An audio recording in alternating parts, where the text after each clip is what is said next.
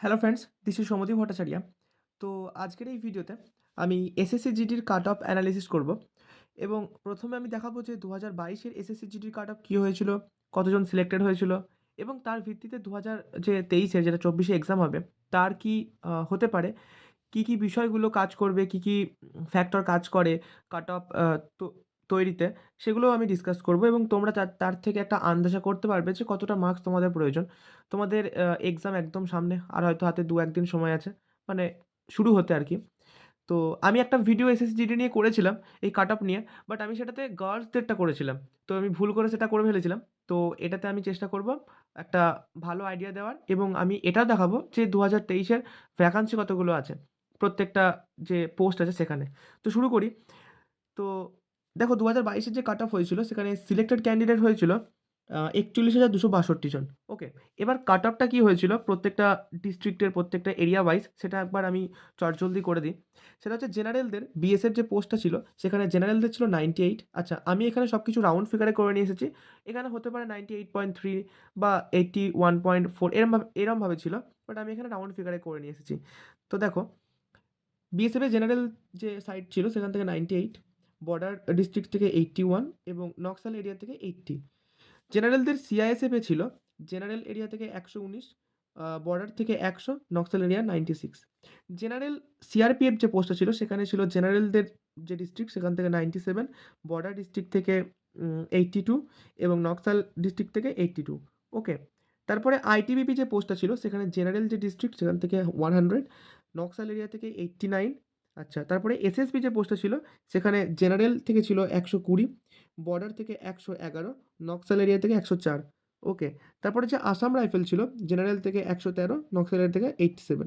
তো এখানে দেখা যাচ্ছে যে সবথেকে লো ছিল বিএসএফ পোস্ট নকসাল এরিয়া, সেটা কত, 80 নাম্বার, এবং সবথেকে হাই ছিল এসএসবি পোস্টের জন্য জেনারেল ডিস্ট্রিক্ট থেকে 120 হাই ছিল। তো এই ছিল জেনারেলদের।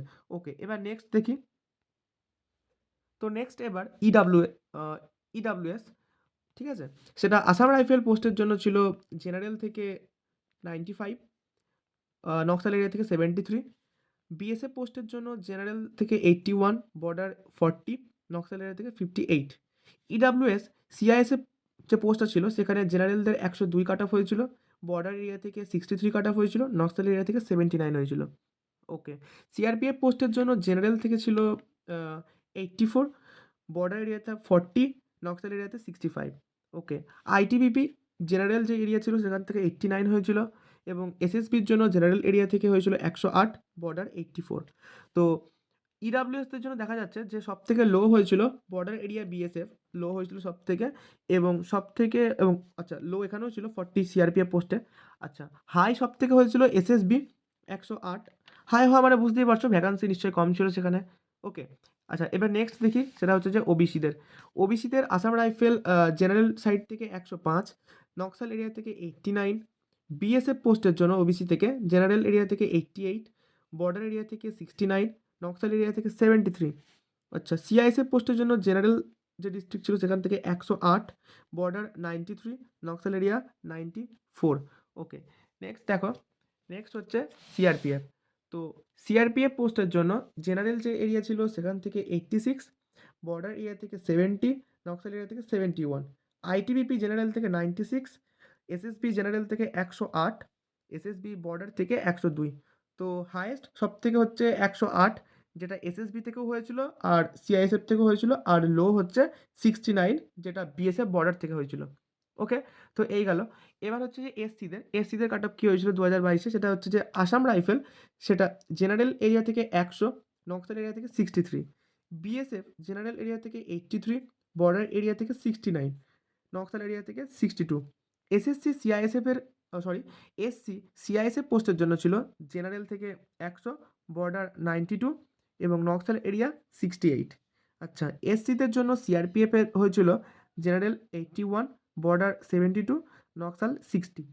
আচ্ছা, এরপর হচ্ছে আইটিবিপি পোস্টের জন্য জেনারেল এরিয়া থেকে 92 হয়েছিল এবং এসএসবির জন্য হয়েছিল জেনারেল থেকে 107, বর্ডার থেকে 101, নকসাল এরিয়া থেকে 68। তো সবথেকে লো হয়েছিল সিআরপিএফ নকসাল এরিয়া, 60 নাম্বার হয়েছিল কাট অফ, আর এসএসবিতে সবথেকে বেশি হয়েছিল জেনারেল এরিয়া 107। ওকে, সবথেকে হাই হয়েছিল। এবার নেক্সট দেখি। তো নেক্সট হচ্ছে এসটি। ওকে, আসাম রাইফেল থেকে হয়েছিল জেনারেল এরিয়া 114, বিএসএফ থেকে জেনারেল এরিয়া 94, বর্ডার 75, নকশাল 80। ওকে, এরপরে হচ্ছে এসটি সিআইএসএফ পোস্টের জন্য জেনারেল এরিয়া থেকে হয়েছিল 110, বর্ডার এরিয়া থেকে 96। সিআরপিএফ যে পোস্টটা ছিল সেখানে এসটিদের হয়েছিল general area 95, border area 84, Naxal 78। ওকে, এরপর হচ্ছে যে আইটিবিপি জেনারেল এরিয়া থেকে হয়েছিল 100, এসএসসি পোস্টার জন্য হয়েছিল জেনারেল 111, বর্ডার 108। তো এখানে দেখতে পাচ্ছি যে এসটিদের জন্য সবথেকে লো হয়েছিল বর্ডার এরিয়া 75 বিএসএফ পোস্ট, এবং সবথেকে হাই হয়েছিল আবার এসএসবি জেনারেল এরিয়া 111। ওকে, তো এই হয়ে গেল 2022-এর অল ওভার টোটাল কি কাট অফ হয়েছিল প্রত্যেকটা পোস্ট ওয়াইজ, প্রত্যেকটা ডিস্ট্রিক্ট ওয়াইজ, সাইড ওয়াইজ সব কিছু আমি করলাম। তো হোপফুলি তোমরা বুঝলে। আচ্ছা, এবার আমি করবো যে 2022-এর কি ভ্যাকান্সি আছে, সরি 2024-এর ভ্যাকান্সি। 2024 না, এটা 2023 হবে, 24-এ এক্সাম হচ্ছে। ওকে, টেন্টেটিভ যেটা এসএসসি পাবলিশ করেছে, এখানে অবশ্যই চেঞ্জ হবে, কিছু বাড়তেও পারে কমতেও পারে, কারণ এটা টেন্টেটিভ ওরা বলে রেখেছে। তো সেটা একবার আমি দেখিয়ে দিই। এখানে আমি সবটা করে নিয়ে এসেছি। সেটা হচ্ছে যে এই যে এসটিদের জন্য যদি বলি, তো বিএসএফ থেকে আছে 735টা, এসটিদের জন্য 467টা। ওকে, তারপর হচ্ছে ওবিসিদের 1028, ইডাব্লিউএস 1025, ইউআর 1956, এবং অল ওভার টোটাল হচ্ছে বিএসএফ পোস্টের জন্য 5211। আচ্ছা, এবার সিআইএসএফের জন্য যদি বলি, তো এসসিদের 1506, এসটিদের 974, ওবিসিদের 2196, ইডাব্লিউএস 1086, ইউআর 4151, টোটাল হচ্ছে 9913 সিআইএসএফ পোস্টের জন্য। আচ্ছা, এরপরে যদি সিআরপিএফ বলি, তো এসসিদের 461, এসটিদের জন্য 294, ওবিসিদের 688, ইডাব্লিউএস 509, ইউআর 1314, টোটাল 3266। ওকে, এবার এসএসবি দেখো, এসসিদের 103টে, এসটিদের জন্য 45টা ভ্যাকান্সি, ওবিসিদের জন্য 125টা, ইডাব্লিউএস 94, এবং ইউআর 226, অল ওভার টোটাল 593। ওকে, এবার আইটিবিপি এসসিদের জন্য 380টা ভ্যাকান্সি দিয়েছে, এসটিদের 306, ওবিসিদের 523, ইডাব্লিউএস 285, ইউআর 1200, টোটাল হচ্ছে 2694। আইটিবিপি হয়ে গেল। এবার হচ্ছে আসাম রাইফেল। আসাম রাইফেল হচ্ছে যে 116টা এসটিদের জন্য, 252টা এসটিদের, ওবিসি 156, ইডাব্লিউএস 235, ইউআর 689, টোটাল হচ্ছে 1448। ওকে, এবারে এসএসএফ 33টা আছে এসটিদের জন্য, এসটিদের জন্য 16টা, ওবিসিদের 60টা, ইডাব্লিউএস 23, 90টা ইউআর, অল ওভার টোটাল 222টা। আচ্ছা, এই এনসিবি একটা ভ্যাকান্সি দেয়নি কোনোটাতে। তো টোটাল হয়ে যাচ্ছে 23,347, যেটা মেলদের জন্য। ফিমেল আলাদা করে আছে। টোটাল এরকম 25K মতো হচ্ছে মেলদের, ফিমেল নিয়ে। তো এখানে দেখতে পাচ্ছি যে সবথেকে বেশি যেটাতে দিয়েছে সেটা হচ্ছে যে সিআইএসএফ। সিআইএসএফ সবথেকে বেশি দিয়েছে, এবং সবথেকে কম অবশ্যই এসএসএফ এসএসএফ দিয়েছে। ওকে, তো এই ছিল 2023-এর যে টেন্টেটিভ কাট অফ। আচ্ছা, এরপরে দেখো যে কাট অফ ডিপেন্ড কী উপরে করে। এক হচ্ছে প্রথম ভ্যাকান্সি। এই ভ্যাকান্সি থেকে তোমরা নিশ্চয়ই এটা বুঝতে পারছো যে 2022-এ যে হিউজ ভ্যাকান্সি ছিল তার একদম অর্ধেক ভ্যাকান্সি দিয়েছে এই 2023-এ। স্বাভাবিক, একবার তো বেশি আসে, একবার কম আসবে, এরকমই হয়। ওকে, তো ভ্যাকান্সির উপর তো অবশ্যই কাট অফ ডিপেন্ড করে। তারপরে হচ্ছে কোয়েশ্চেনের লেভেলের উপর ডিপেন্ড করে যে কোয়েশ্চেন লেভেল কেমন হচ্ছে। কোনো শিফট কঠিন, কোনো shift easy, all over total এগুলো একটা অ্যানালিসিস করা হয় যে কতটা কোয়েশ্চেনের লেভেল কী হয়েছে।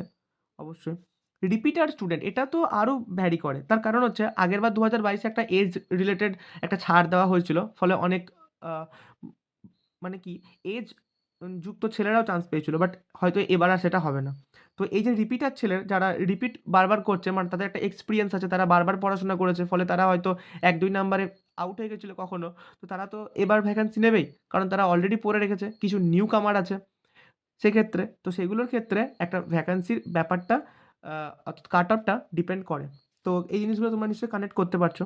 এগুলো সব এক্সামেই হয়ে থাকে।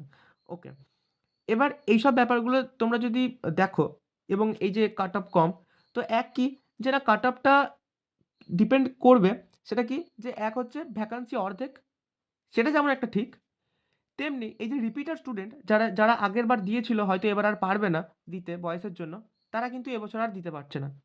তাহলে তারা আসছে না, ফলে কম্পিটিশনটা কমলো একটুখানি। তো দুটো দিক থেকে আমরা যদি বিচার করি তাহলে আমার মনে হয় যে +5 থেকে +10 প্লাস মাইনাস এরকমভাবে তোমাদের কাট অফটা এবার ডিপেন্ড করবে আগের বারের থেকে। 2022 এ যেটা হয়েছিল তার যদি তার ভিউ পয়েন্টে ভাবা হয়। আমার এটাই মনে হয়।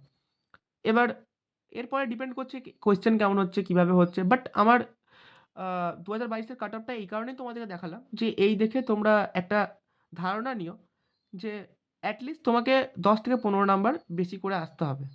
ঠিক আছে? কারণ যেহেতু ভ্যাকান্সি কম আছে। এর মধ্যেই হোপফুলি থাকা উচিত বলেই আমার মনে হয়। বাট সেটা তো পরে দেখা যাবে। বাট আমি এই অ্যানালিসিসটা করলাম। যদি তোমাদের ভালো লাগে তো অবশ্যই সাবস্ক্রাইব করে দিও। ওকে? আর আমার টেলিগ্রাম চ্যানেলে যুক্ত হয়ে যেও। তো আজকের ভিডিও এতটাই। Thank you.